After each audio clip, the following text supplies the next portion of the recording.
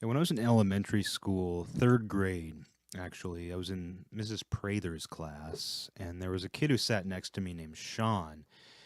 And he asked me one day to draw him a picture of Mike Tyson. So I drew him a picture of Mike Tyson in colored pencil on an index note card.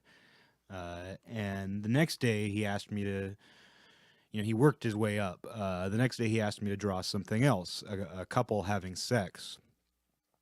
So once again, I drew it on a note card, this time just in regular pencil, not colored. Um, and so, I already knew all the terminology, all the slang. My friends and I had been joking about sex nonstop for probably 2 years, 3 years, even then in third grade. But I really didn't know, I didn't understand the mechanics of it or any of that. I really had no idea what I was doing. So I asked him to like tell me what to draw, and the result was these two heavy, quite heavy people standing face to face, a man and a woman with stringy pencil hair, when you just draw like single lines with a pencil. And his penis, they were standing face to face, and his penis was just going into this. You can't see the hand motion I just did. I'm glad you can't. I don't know. His penis was going into this just amorphous hole in the front of her pelvis. I don't really want to go into detail. I mean, there's not really any details to the drawing, but like, let's just say like nothing was being. It was just an amorphous hole, and like his penis was just kind of going in the center of it with lots of room around it.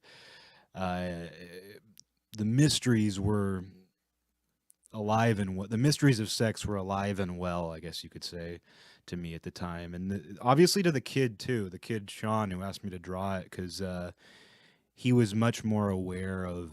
I think he knew a little bit more. He'd seen his dad's magazines or something, but still, he didn't correct me when I drew this monstrosity of human sexuality.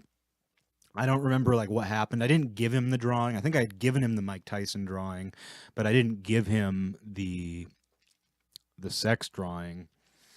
And then I ended up getting sick a short time later, and when I came back to school after being sick, one of my good friends and I were out on the playground, and he said to me, "Oh, Eric, the teacher, Mrs. Prather, found that drawing you did."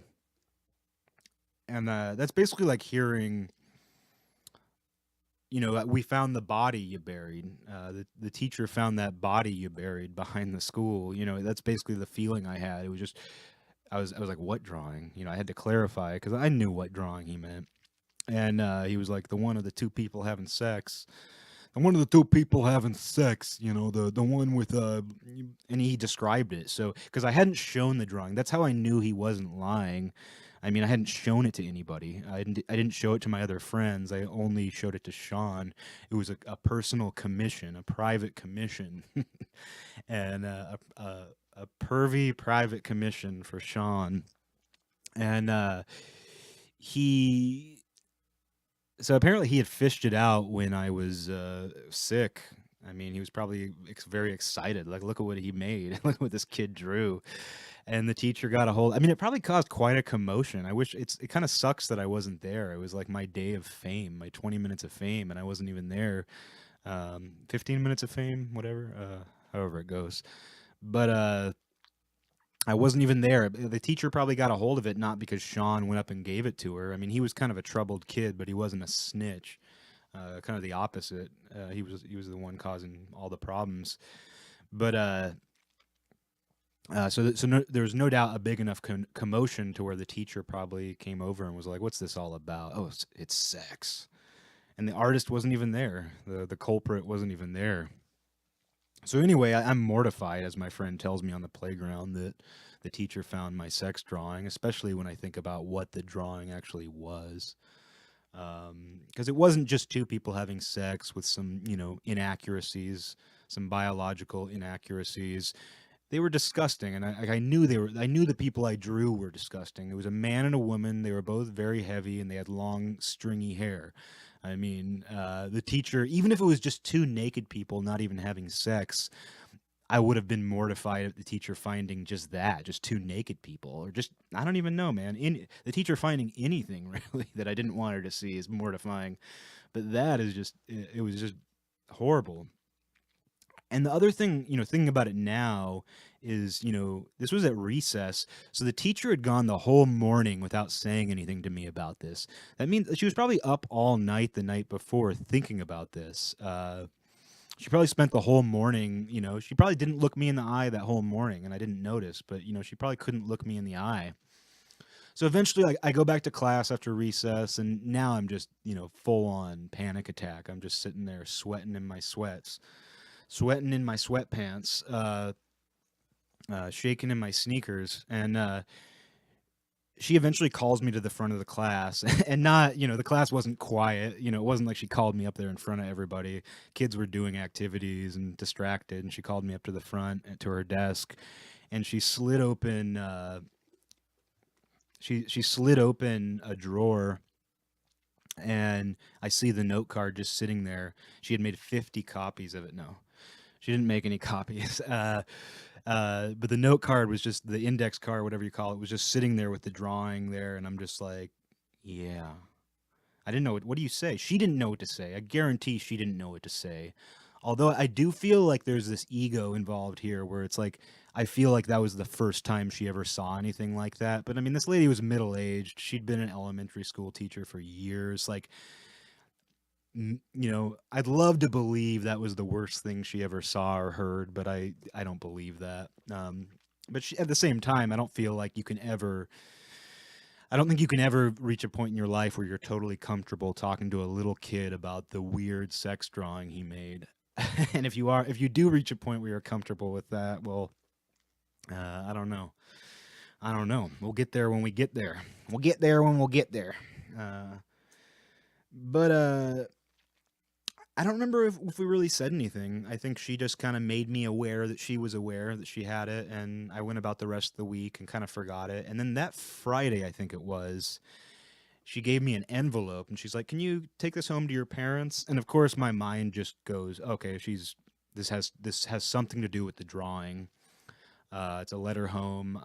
God, I don't know." And so I put the envelope in my pocket, and if you've ever put an envelope in your pocket, first of all, barely, it doesn't fit. And I was in jeans too, and like those weird, like uncomfortable little kid jeans. I don't know what else to call them. There's these like awful little kid jeans. So they're extra uncomfortable, and I have this envelope like in my pocket. And in my mind, it's the drawing. In my mind, like she was sending the drawing home to my parents, to my mom.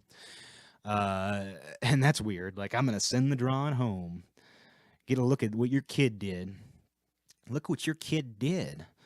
Um, but I don't know. She didn't tell me what it was, and the teacher, she was kind of cheerful when she gave it to me. Like, "Oh, can you take this home? Can you take this home and give it to your parents?" That's exactly how she talked, Mrs. Prather. "Can you take this home? Give it to your mom and dad, so they can see what I saw." I don't know what that voice is. I shouldn't do it. Anyway, she sent me this envelope home. Long story short, like that day happened to be a day when my mom was taking me to visit my father. I'm a product of divorce, so it was like a day when I was supposed to visit my dad. And I remember I just kept it in my pocket the whole time, and I was just like sweating my brain away. The whole day I was just so nervous because I was gonna give it to my mom. Obviously, I wasn't gonna give it to my dad, who I didn't live with or anything. But eventually, like I couldn't even enjoy my visit with my dad because the whole time my mind was just racing at this rocket in my pocket. I shouldn't. No, this envelope in my pocket. Is that an envelope in your pocket, or are you just happy to see me? Is that an envelope with a child's sex drawing in your pocket, or are you just happy to see me? Um, I'm just happy to see you. I'm just happy to see you. I don't know what's in your pocket. Um, but after the visit with my dad, I gave the envelope to my mom, and by then it was completely crumpled and like probably folded. My pocket probably like has little hands that come out and just like kneaded the envelope. I don't know. This is getting really weird. But something like that probably happened, where these little weird imaginary hands like completely. They should have thrown it away. They should have like thrown the envelope away. I thought about throwing it away. I actually did. I remember thinking like, if I just throw this away, it'll all disappear. But anyway, my mom never said anything about what the envelope was, and honestly, it was probably like a fucking like PTA letter. It probably wasn't even the drawing. I don't know, or maybe it was. But just that whole experience was, it was a very formative experience. I didn't, like I said, I'm glad I didn't get in trouble. I think that would have been fucked up. That would have been not very sex positive of Mrs. Prather if she had gotten me in trouble for just drawing something so natural and beautiful as sex. But really, it's true. Like, I mean, punishing a kid for that is fucked up because it wasn't like I was trying to be profane, and I was commissioned to do it. I was fucking commissioned by Sean. Sean, he's an art collector. He had me doing Mike Tyson yesterday. He had me doing frickin' he has me doing Mike Tyson. He has me doing people having sex, and it's not even real sex. It's weird amorphous holes with penises disappearing into voids. It's art. um Man. Uh don't let me take this away. Uh anyway, it was a formative experience, and I'm glad I didn't get in trouble. But that said, like I've never really shaken the feeling. This is weird. I've never really shaken the feeling that sex is fucking weird. And I've kind of come to a point in my life as I'm 32, and I feel pretty secure, where I've just kind of accepted that. Whoa, I'm not really that sexual of a person, and I don't really care anymore. Not to say I'm like completely devoid of sexuality. It's not like I'm completely devoid of sexuality. Like, but still, at the same time, like I've really realized like what a low priority it is in my life, and it's always been kind of a lower priority for me than I think it has been most other people I know. But I wonder how much of that is hype because I think shaming people for being sexual, especially women and all that, is fucked up, and I'm against that. And I think people should do what they want. As long as you ain't hurting anybody, I think people should do what they want as long as they ain't hurting nobody. But really, I think that's a good way to think.